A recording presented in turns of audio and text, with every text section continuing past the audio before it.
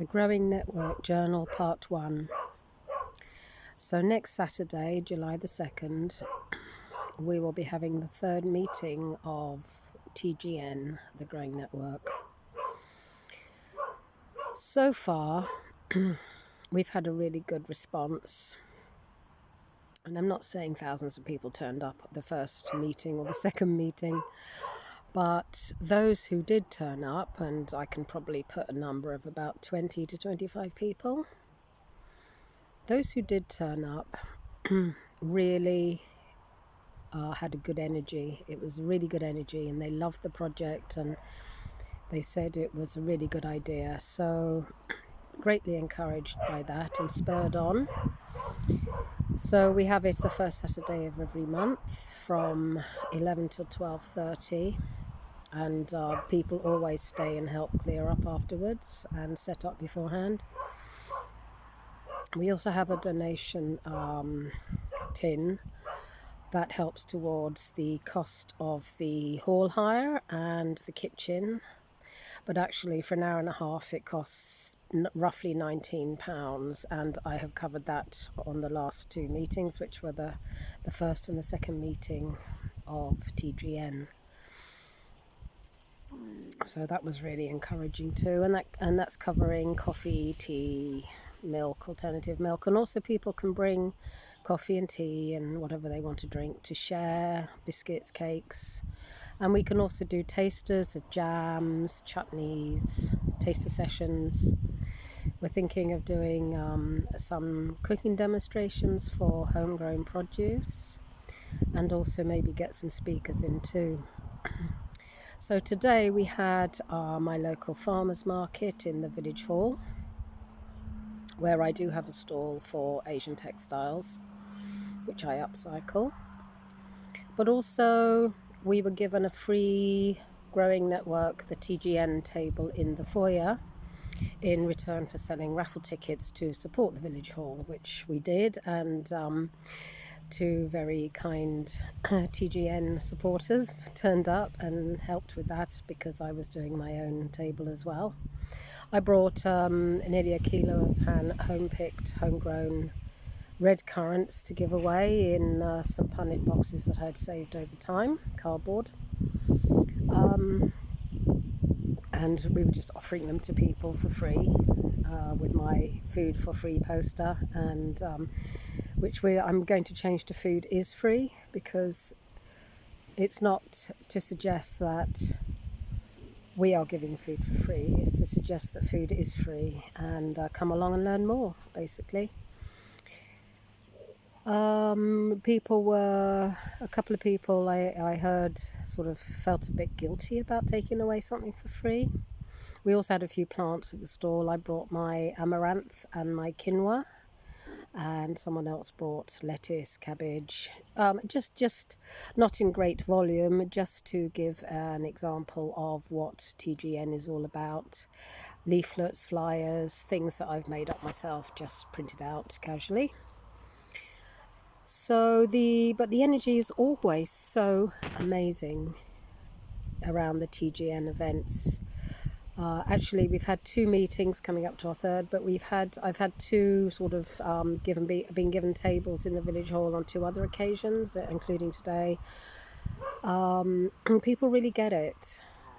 And although we are the Growing Network, as in plants and food and seeds and compost and pots and things, the Growing Network can encompass anything. For example, we have A Touch of Gentleness by Helen Prosper, which is an amazing network of giving freely, sharing.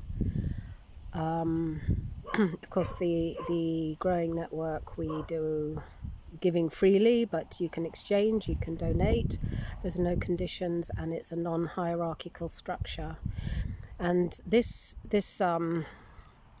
project, if you like, community initiative, can be taken to any village hall in any village or town in the world, and it can encompass many different things. There's no central hub, and there's no boss.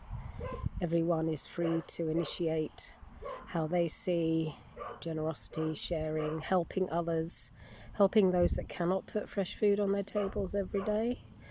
For nature does give freely and nature does give abundantly. And money has become stuck right into our programming as humanity. And as Jacqueline Hobbs, Dr. Jacqueline Hobbs, accaoraclegirl.org, says, that we can put money back in the right place. So I just heard that by her today, and having just come back from our TGN free table in the foyer of the village hall, where we were just giving stuff away for free, it really resonated. So fantastic track, brilliant. Thank you, Jacqueline. Yeah, so it's going well with very little effort. Obviously, I like to, what I want to do is I want to grow food in my garden, which is big enough, really, to grow enough food to share and have food left for myself, which is, it's challenging, but it's a very interesting challenge and a fantastic journey. But you don't have to be able to grow your own food. You can just come. You don't have to have anything to bring. You can come for a cup of tea and you can chat to us and chat together and meet new people. Everyone has skills, but you don't have to give a skill. It is unconditional. You don't have to come because you have a skill or because you have plants or because you have food or pots. Anyone can come and learn more and be supported. And if you want to grow food but you don't know how to start, or if you've only got enough room for a few pots, then people there will just give you advice and help and offer support. It's just a really beautiful, like I say, beautiful energy that's come about. And in fact, I was turning down donations last time because people were trying to pay for everything. I said, no, look, you've given £5 for yourself and your friend, daughter, brother, sister, cousin, aunt, whoever. That's enough. And they would say, oh yes, well, I've taken some more plants. I said, no, but the whole point is that it's given freely, and you've given a donation, and that's enough. Enough is enough. Humbly and gratefully received.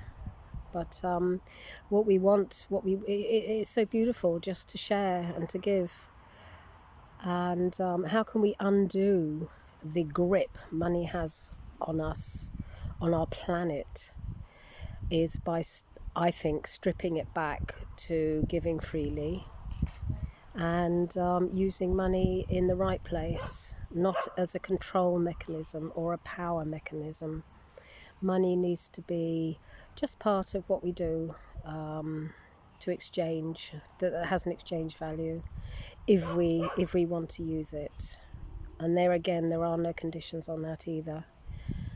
Okay, well, thank you for listening, and I'll see you next time. Bye now.